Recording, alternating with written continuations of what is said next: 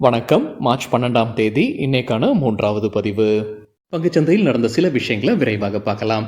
முக்கியமான தகவல், நான் செபி ரெஜிஸ்டர்ட் அட்வைசர் கிடையாது. நம்ம சேனல்ல இருந்து எப்போதுமே ஸ்டாக் ரெக்கமெண்டேஷன்ஸ் கிடையாது. யூடியூப் சேனல் மட்டும் இல்லைங்க, மற்ற சோஷியல் மீடியா பிளாட்ஃபார்மான இன்ஸ்டாகிராம், வாட்ஸ்அப், டெலிகிராம்ல இருந்து கூட நாம ஸ்டாக் ரெக்கமெண்டேஷன்ஸ் வழங்குவதில்லை. மேலும் பணத்தை வாங்கிட்டு எந்த சேவையும் வழங்குவது இல்லை. பல போலியான குரூப் இயங்கிட்டு இருக்கு. தயவு செய்து ஜாகிரதையாக இருங்க. இந்த வீடியோவில் காட்டக்கூடிய அனைத்து கம்பெனிகளும் வெறும் இன்ஃபர்மேஷனல் பர்பஸ்க்காக மட்டுமே முதலீடு செய்யுங்கன்னு சொல்கிற வீடியோ கிடையாது. எந்த ஒரு முதலீட்லையும் ரிஸ்க் இருக்கும். ரிஸ்க் புரியாமல் இன்வெஸ்ட் செய்யாதீங்க. ரிஸ்க் புரியலன்னா தயவு செய்து இன்வெஸ்ட்மெண்ட்டை தவிர்த்துருங்க. நம்ம ருபி டிரைவர் சேனலை ஆதரிக்கிற அனைத்து நல்ல உள்ளங்களுக்கும் நன்றி. சில இண்டிவிஜுவல் ஸ்டாக்ஸ் மற்றும் செய்திகள் விரைவாக பார்க்கலாம். இந்தியாவுடைய பிப்ரவரி மாதத்திற்கான சிபிஐ இன்ஃப்ளேஷன் டேட்டா இன்னைக்கு வெளியாகும். மணி கண்ட்ரோலிருந்து கிடைத்த தகவல். எதிர்பார்ப்பது 5.1%. வல்லுநர்களிடையே நடத்தின கருத்து கணிப்பில் மணி கண்ட்ரோல் எதிர்பார்ப்பது 5.1%. ஆர்கே சுவாமி ஐபிஓ முடிஞ்சு இன்னைக்கு லிஸ்ட் ஆனது. இஷ்யூ பிரைஸ் ₹288 இருந்தது. லிஸ்டிங் குறைவாக லிஸ்ட் ஆயிருக்கு. 13% குறைவாக லிஸ்ட் ஆகியிருப்பதாக மணி கண்ட்ரோலிருந்து கிடைத்த தகவல். பிட்காயின் ஆல் டைம் ஹை பிரைஸை கடந்திருப்பதாக மணி கண்ட்ரோலிருந்து கிடைத்த தகவல். $71,000 ஆல் டைமாக இருந்தது. இன்னைக்கு அதை கடந்திருப்பதாக மணி கண்ட்ரோலில் தகவல் சொல்லியிருக்காங்க. என்ன காரணம் சொல்லியிருக்கிறாங்க? லண்டன் ஸ்டாக் எக்ஸ்சேஞ்ச் இப்போ பிட்காயின்ஸாக அனுமதிக்கிறாங்க. 2024 இரண்டாவது குவார்ட்டர்லேருந்து இந்த அனுமதி வருவதாக சொல்லியிருக்கிறாங்க மணி கண்ட்ரோல் செய்தியில். அதன் முக்கிய காரணமாக சொல்லியிருக்கிறாங்க பிட்காயின் அதிகரித்ததற்கு. என்எஸ்சியில் ட்ரேட் பண்ணும்போது நமக்கு ஆகக்கூடிய செலவு குறையும்னு சொல்லியிருக்காங்க சிஎன்பிசி டிவி 18. சிஎன்பிசி டிவி 18 மற்றும் மணி கண்ட்ரோல்லேருந்து கிடைத்த சில தகவல். கேஷ் மற்றும் டெரிவேட்டிவ் செக்மெண்ட்டில் நம்ம ட்ரேட் பண்ணும்போது என்எஸ்சி விதிக்கக்கூடிய டிரான்சாக்ஷன் சார்ஜஸை குறைச்சிருக்காங்க. 1% குறைச்சிருக்காங்கன்னு மணி கண்ட்ரோல் மற்றும் சிஎன்பிசி டிவி 18 கிடைத்த தகவல். கேஷ் ஈக்விட்டி மற்றும் எக்விட்டி டெரிவேட்டிவ்ஸில் ட்ரேட் பண்ணும்போது தான் April 1, 2024 இது அமல்படுத்தப்படுது. இப்போ என்ன சார்ஜஸ் வாங்குறாங்க? ஈக்விட்டி டெலிவரியில் 0.003225% அவங்க டிரான்சாக்ஷன் சார்ஜஸாக வாங்குறாங்க. அதே டெரிவேட்டிவ் செக்மெண்ட்டில் 0.0019% டிரான்சாக்ஷன் சார்ஜஸாக வாங்குறாங்க.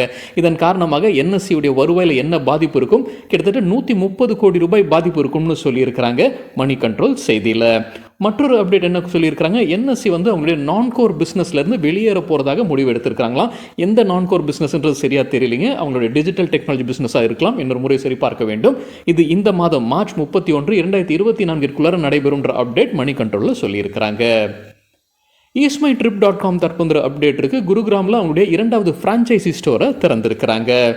ஆரியன் ப்ரோ சொல்யூஷன்ஸ் தற்போது அப்டேட் இருக்கு. ஸ்டேட் பேங்க் ஆஃப் இந்தியா கிட்ட இருந்து ஒரு கான்ட்ராக்ட் கிடைச்சிருக்கு. 6 ஆண்டிற்கான கான்ட்ராக்ட். அதோடைய மதிப்பு ₹100 கோடி. அப்டேட்டட் சர்வீசஸ் குறித்து மணி கண்ட்ரோலிருந்து கிடைத்த ஒரு தகவல். நிதியாண்டு 2025 வருவாய் வளர்ச்சி முன்ன என்ன சொல்லியிருந்தாங்களோ அதே தொடர்ந்து சொல்லியிருக்கிறாங்க. அதாவது நிதியாண்டு 2024 $2,450 கோடி வருவாயை எட்டுவதற்கான வாய்ப்பு இருக்கு. 2025 நிதியாண்டில் $2,900 கோடி வருவாயை எட்டுவதற்கான வாய்ப்பு இருக்குன்னு மறுபடியும் மேனேஜ்மெண்ட் கன்ஃபார்ம் பண்ணியிருக்கிறாங்க. ஆசாத் இன்ஜினியரிங் தற்போது அப்டேட் இருக்கு. கம்பெனிக்கு ஒரு புது கான்ட்ராக்ட். பேக்கர் ஹியூஸ் அப்படின்ற கம்பெனி கிட்ட இருந்து 5 ஆண்டுக்கான கான்ட்ராக்ட் கிடைச்சிருக்கு. என்ன தொகைக்குன்றது சரியா தெரியலங்க.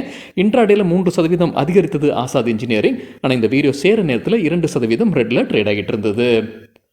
துரோணாச்சாரியா ஏரியல் தற்போது அப்டேட் இருக்கு. அதானி குரூப் கிட்ட இருந்து அவங்களுக்கு ஒரு ஆர்டர் கிடைச்சிருக்கு. DGCA certified drone pilot training வழங்குவதற்காகத்தான் இந்த கான்ட்ராக்ட். அரியன் ஃபவுண்டேஷன்ஸ் அண்ட் ஹவுசிங் லிமிடெட் தரப்புல அப்டேட் இருக்கு. அவங்களுக்கு ஒரு கான்ட்ராக்ட் கிடைச்சிருக்கு. இக்விட்டா ஸ்மால் ஃபினான்ஸ் பேங்குடைய கார்ப்பரேட் ஆஃபீஸ் அமைப்பதற்காகத்தான் இந்த கான்ட்ராக்ட் சென்னையில் அமைக்க இருப்பதாக அப்டேட் கொடுத்திருக்கிறாங்க அரியன் ஃபவுண்டேஷன்ஸ். சஃபயர் ஃபுட்ஸ் கம்பெனியுடைய ஷேர்ஸை HDFC மியூச்சுவல் ஃபண்ட் வாங்கியிருக்கிறாங்க. மார்ச் 7ஆம் தேதி அவங்களுடைய ஸ்டேக்கை உயர்த்துறாங்க. 5.25%லிருந்து 7.54% உயர்த்தி இருக்கிறாங்க. முத்தூட் கேபிட்டல் ஃபண்ட் ரைசிங் பண்ண போகிறதாக அப்டேட் கொடுத்துருக்காங்க. நான் கன்வெர்ட்டபிள் டிபெஞ்சர்ஸ் பிரைவேட் பிளேஸ்மெண்ட் வழியாக ₹100 கோடி ஃபண்ட் ரைசிங் பண்ண போகிறாங்க. இதற்கு அவங்க வழங்கக்கூடிய இன்ட்ரெஸ்ட் 10% ஆண்டிருக்கு. இன்டர்குளோப் ஏவியேஷனில் பெரிய டீல் நடந்ததுன்ற தகவல் நம்ம பார்த்துருந்தோம். ராகேஷ் கங்வால் விற்பனை செய்திருந்தான்ற தகவல் நம்ம பார்த்துருந்தோம். இப்போ அதிகாரப்பூர்வ அறிவிப்பு கம்பெனி கிட்ட இருந்து. ராகேஷ் கங்வால் ப்ரொமோட்டரை சார்ந்தவர். அவர் $2.25 கோடி ஈக்விட்டி ஷேர்ஸை நேற்று மார்ச் 11ஆம் தேதி விற்பனை செய்திருக்கிறாரு. அவருடைய ஸ்டேக்கை பாதியாக குறைச்சிருக்கிறாரு. 11.7%லிருந்து 5.89% குறைச்சிருக்கிறாரு. ஸ்பைஸ்ஜெட் இன்னைக்கு இன்ட்ராடேல 9% விழுந்திருக்குன்னு மணி கண்ட்ரோலில் தகவல் சொல்லியிருக்காங்க. அவங்க என்ன காரணம் சொல்லியிருக்காங்கன்னா, 2 முக்கிய பதவியில் இருக்கக்கூடிய ஆட்கள் ஒரே நேரத்தில் ராஜினாமா செய்திருக்காங்க. இந்த செய்தி நம்ம காலையில் வீடியோவில் நம்ம பார்த்துருந்தோம். எக்கனாமிக் டைப்ஸ்லேருந்து கிடைச்சது. சீஃப் கமர்ஷியல் ஆஃபீஸர் மற்றும் சீஃப் ஆப்ரேட்டிங் ஆஃபீஸர் ராஜினாமா செய்திருந்தாங்க. ஆனால் சில மாதங்களுக்கு முன்னாடி ஒரு செய்தி இருந்தது, இவங்க 2 பேருமே இணைந்து ஒரு ஏர்லைன் கம்பெனி ஆரம்பிப்பதற்கான வாய்ப்பு இருக்குன்னு. அதே தான் நம்ம காலையில் வீடியோவில் எக்கனாமிக் டைம்ஸ்ல செய்தி பார்த்திருந்தோம். இன்னைக்கு ஸ்பைஸ்ஜெட் 9% விழுந்ததற்கு இது ஒரு காரணம்னு சொல்லியிருக்காங்க மணி கண்ட்ரோல் செய்தியில். பிபிபிஎல் பேடிஎம் பேமெண்ட்ஸ் பேங்க் குறித்தான ஒரு அப்டேட் மணி கண்ட்ரோல்ல இருந்து. ரிசர்வ் பேங்க் ஆஃப் இந்தியாவுடைய ஒம்புட்ஸ்மன்ல எவ்வளவு கம்ப்ளைண்ட் வந்திருக்குன்ற தகவல் தாங்க. நான் காலையில் வீடியோவில் செய்தி பார்த்திருந்தோம். பேங்க்ஸ் மீதான கம்ப்ளைண்ட்ஸ் எவ்வளோ வந்தது, அதில் பிரைவேட் செக்டர் எவ்வளோ, பப்ளிக் செக்டர் எவ்வளோ லோன்ஸ்க்கான வந்தது, எவ்வளோ ஆன்லைன்கான வந்ததுன்ற தகவல் நம்ம பார்த்திருந்தோம். இப்போ மணி கண்ட்ரோல் என்ன சொல்லியிருக்காங்கன்னா, இந்த பேமெண்ட்ஸ் பேங்க் குறித்தான கம்ப்ளைண்ட்ஸ் எவ்வளோ வந்திருக்கு, அதிகமாக இந்த பேடிஎம் பேமெண்ட்ஸ் பேங்க் மீது தான் வந்திருக்கா. ஒரு பிரான்ச்சுக்கு சராசரியாக பார்க்கும்போது 501.86 புகார்கள் வந்திருக்கு ஆர்பிஐ கிட்ட. அவங்கள தொடர்ந்து என்எஸ்டிஎல் பேமெண்ட்ஸ் பேங்க்குக்கு தான் அடுத்த புகாருடைய எண்ணிக்கை 107. அவங்கள தொடர்ந்து ஏர்டெல் பேமெண்ட்ஸ் பேங்க்குக்கு 41.52. மிக குறைவாக வந்திருப்பது வந்து இந்தியா போஸ்ட் பேமெண்ட்ஸ் பேங்க்குக்கு. அவங்களுக்கு 0.56 புகார்கள் மட்டுமே வந்திருப்பதாக சொல்லியிருக்கிறாங்க மணி கண்ட்ரோலில். பைசாலோ டிஜிட்டல் தரப்பு ஒரு விளக்கம் கொடுத்துருக்காங்க. எலக்ட்ரானிக் மீடியாவில் ஒரு செய்தி வெளியானது. ஹைகோர்ட் வந்து அவங்க மீது நடவடிக்கை எடுத்திருக்கிறாங்க. அவங்களுக்கு எதிராக ஒரு ஆர்டர் பாஸ் பண்ணியிருக்காங்க. இது முற்றிலும் தவறான செய்தின்னு அப்டேட் கொடுத்துருக்காங்க. ஒரு பின்னணியும் கொடுத்துருக்காங்க. சத்பிரியா மஹாமியா மெமோரியல் எஜுகேஷனல் ட்ரஸ்ட்டுக்கு கம்பெனி கடன் கொடுத்துருக்காங்க 12 கோடி ரூபாய். அதில் 25 லட்சம் ரூபாய் மட்டும்தான் திரும்ப கொடுத்துருக்காங்க. அவங்க அடகு வைத்திருந்த நிலத்தையும் அவங்க விற்பனை செய்திருக்கிறாங்க. இதை எதிர்த்து கம்பெனி வந்து கோர்ட்டுக்கு போயிருக்கிறாங்க. ஹைகோர்ட்டில் வழக்கு தொடர்ந்துருக்காங்க. அந்த வழக்கு தான் போய் கொண்டிருக்கு. கம்பெனிக்கு எதிராக எந்த தீர்ப்பும் வரல அப்படின்ற அப்டேட் கொடுத்திருக்காங்க Paisalo digital. Landmark Cars Limited தற்போது அப்டேட் இருக்கு. மெர்சிடஸ் பென்ஸ் இந்தியா கிட்ட இருந்து அவங்களுக்கு எக்ஸ்பிரஷன் ஆஃப் இன்ட்ரெஸ்ட் கிடைச்சிருக்கு. இதற்காக மும்பையில் ஒரு ஒர்க் ஷாப் அமைப்பதற்காகத்தான் இந்த expression of interest Mercedes Benz India கிட்ட இருந்து கிடைச்சிருக்குன்னு சொல்லியிருக்காங்க Landmark Cars Limited. Aditya Birla Capital குறித்து மணி கண்ட்ரோல்லேருந்து கிடைத்த தகவல் இன்னைக்கு இன்ட்ராடேல 6% அதிகரிச்சிருக்கு. என்ன காரணம் சொல்லியிருக்காங்க, ஆதித்யா பிர்லா ஃபினான்ஸ் அவங்களுடைய ஒரு சப்சிடி நிறுவனம் தான். அதை வந்து ஆதித்யா பிர்லா கேபிட்டலுடன் இணைக்கிறாங்க, மர்ஜர் ஆகுது. அதுதான் முக்கிய காரணமாக சொல்லியிருக்கிறாங்க. ஆதித்யா பிர்லா கேபிட்டல் வந்து இப்போ ஹோல்டிங் கம்பெனியாக இருக்குது. இந்த மர்ஜருக்கு பிறகு அது ஆப்ரேட்டிங் என்பிஎஃப்சியாக மாறும், நான் பேங்கிங் ஃபினான்ஸ் கம்பெனியாக மாறும். ஆதித்யா பிர்லா ஃபினான்ஸ் கைவசம் இருக்கக்கூடிய டோட்டல் அசெட்ஸ் 1400 கோடி ரூபாய் டிசம்பர் 2023 படி. அதே போல ஆதித்யா பிர்லா கேபிட்டல் கைவசம் இருக்கக்கூடிய டோட்டல் அசெட்ஸ் 13,000 கோடி ரூபாய் டிசம்பர் 2023 படி. ஜெஃப்ரீஸ் வந்து அப்கிரேட் பண்ணியிருக்காங்க ஆதித்யா பிர்லா கேபிட்டலுக்கு. ரேட்டிங் பை ரேட்டிங் கொடுத்திருக்காங்க. அப்கிரேடுக்கு பிறகு கொடுத்திருக்கிற டார்கெட் 225 ரூபாய் ஒரு ஷேருக்கு. பேட்டா இந்தியாவுக்கு ஜியோஜித் பை ரேட்டிங் கொடுத்திருக்காங்க. எதிர்பார்க்கிற டார்கெட் 1670 ரூபாய். கேஃபின் டெக்னாலஜிஸ் இன்னைக்கு இன்ட்ராடேல 4% விழுந்திருக்குன்னு மணி கண்ட்ரோல் வந்து கிடைத்த தகவல். காலையில் வீடியோவில் நம்ம செய்தி பார்த்துருந்தோம். ஒரு பல்க் டீல் நடப்பதற்கான வாய்ப்பு இருக்கு.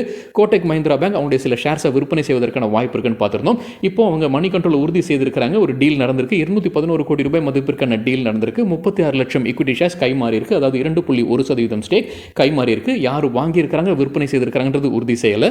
சாயங்காலமாக ஸ்டாக் எக்ஸ்சேஞ்சிலிருந்து கிடைப்பதற்கான வாய்ப்பு இருக்கு. கோடெக் மஹிந்திரா பேங்க் கைவசம் 9.8% ஸ்டேக் இருந்தது கேஃபின் டெக்னாலஜிஸில். Aditya Birla sun life AMC குறித்து மணி கண்ட்ரோல்லேருந்து கிடைத்த ஒரு தகவல். அவங்க ஆஃபர் ஃபார் சேல் வழியாக ப்ரொமோட்டர்ஸ் 5% ஸ்டேக் வரைக்கும் விற்பனை செய்வதற்கான வாய்ப்பு உள்ளதாக அறிவிச்சிருக்கிறாங்க. மணி கண்ட்ரோல்லேருந்து கிடைத்த தகவல். ஆதித்யா பிர்லா கேபிட்டல் கிட்டத்தட்ட 50% ஸ்டேக் வந்து இந்த ஆதித்யா பிர்லா சன் லைஃப் ஏஎம்சியில் வைத்திருக்கிறாங்க. சன் லைஃப் இந்தியா ஏஎம்சி கிட்டத்தட்ட 36% ஸ்டேக் வைத்திருக்கிறாங்க. ஆதித்யா பிர்லா கம்பெனி தான் வந்து 45% ஸ்டேக்காக குறைப்பதற்கான வாய்ப்பு இருக்குது. இப்போ ஏற்கனவே இருக்கக்கூடிய 50%லேருந்து 45 அவங்க குறைப்பதற்கான வாய்ப்பு உள்ளதாக தெரிவிச்சிருக்கிறாங்க மணி கண்ட்ரோல் செய்தியில். இந்தியா மார்ட் இன்னைக்கு இன்ட்ராடேல நல்லா பர்ஃபார்ம் பண்ணியிருப்பதாக மணி கண்ட்ரோல்லேருந்து கிடைத்த தகவல். 5% அதிகரிச்சிருக்குன்னு சொல்லியிருக்காங்க இன்ட்ராடேல. ஜெஃப்ரீஸ் அவங்களுடைய கருத்தை தெரிவிச்சிருக்காங்க. என்ன சொல்லியிருக்காங்க, நிதியாண்டு 2025 தற்போதைய சப்ஸ்கிரைபர்ஸோட இரட்டிப்பாகும் அவங்க கைவசம் இருக்கக்கூடியதுன்னு சொல்லியிருக்காங்க. அதாவது இப்போ 3000 பேர் ஒரு குவார்ட்டருக்கு சப்ஸ்கிரைபர்ஸாக சேர்றாங்க. இது பெய்டு சப்ஸ்கிரைபர்ஸ். இது வந்து 2025 6000 பேர் ஒரு குவார்ட்டருக்கு சேருவதற்கான வாய்ப்பு உள்ளதாக தெரிவிச்சிருக்காங்க. அவங்க ரேட்டிங்கும் கொடுத்துருக்காங்க, பை ரேட்டிங் கொடுத்துருக்காங்க. ஜெஃப்ரீஸ் இந்தியா மார்ட்டுக்கு எதிர்பார்க்கிற டார்கெட் 3400 ரூபாய். 27% மேலும் அதிகரிக்கும்ன்ற எதிர்பார்ப்பு.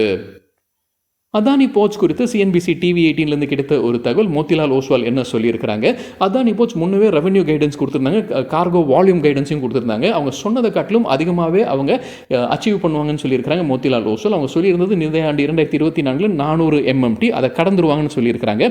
அதானி போர்ட்ஸ்க்கு மோத்திலால் ஓஸ்வால் பை ரேட்டிங் கொடுத்துருக்காங்க. எதிர்பார்க்குற டார்கெட் 1600, 21% அதிகரிப்பதற்கான வாய்ப்பு. HSBC பை ரேட்டிங் கொடுத்துருக்காங்க. எதிர்பார்க்குற டார்கெட் 1560. முன்ன சொல்லியிருந்த டார்கெட் 1570 உயர்த்தி இருக்கிறாங்க டார்கெட் பிரைஸை. சிட்டியும் பை ரேட்டிங் கொடுத்துருக்காங்க. எதிர்பார்க்குற டார்கெட் 1564 ரூபாய். ஹொனாசா கன்சியூமர் குறித்து சிஎன்பிசி டிவி 18லேருந்து கிடைத்த ஒரு தகவல். அவங்களுடைய புது ப்ராடக்ட்டை அறிமுகம் செய்கிறாங்க. மாமா அர்த் மாய்ஸ்சரைசிங் லோஷன் சோப். 25,000 கோடி ரூபாய் மார்க்கெட் இருக்கக்கூடிய இந்த செக்மெண்ட்டில் அவங்க நுழைவதாக அப்டேட் கொடுத்துருக்காங்க ஹொனாசா கன்சியூமர். ஐடிசி குறித்து எக்கனாமிக் டைம்ஸ்லேருந்து கிடைத்த தகவல். காலையில் வீடியோவில் நம்ம செய்தி பார்த்தோம், முன்னையும் இந்த செய்தி பார்த்ததுங்க. BAT British American tobacco company வந்து அவங்க கைவசம் இருக்கக்கூடிய சில ஷேர்ஸை விற்பனை செய்வதற்கான வாய்ப்பு இருக்குன்னு இப்போ எக்கனாமிக் டைம்ஸில் அதை உறுதி செய்திருக்கிறாங்க. பிஏடி அதை உறுதி செய்திருப்பதாக எக்கனாமிக் டைம்ஸ்லேருந்து கிடைத்த தகவல். அவங்க கைவசம் 29% ஸ்டேக் இருக்குது. அதில் 4% வரைக்கும் அவங்க விற்பனை செய்வதற்கான வாய்ப்பு இருப்பதாக சொல்லியிருக்கிறாங்க எக்கனாமிக் டைம்ஸ் செய்தியில். சரிங்க, இதுதான் சில விஷயங்கள் என்னுடைய பார்வைக்கு எட்டியது. நன்றி, வணக்கம்.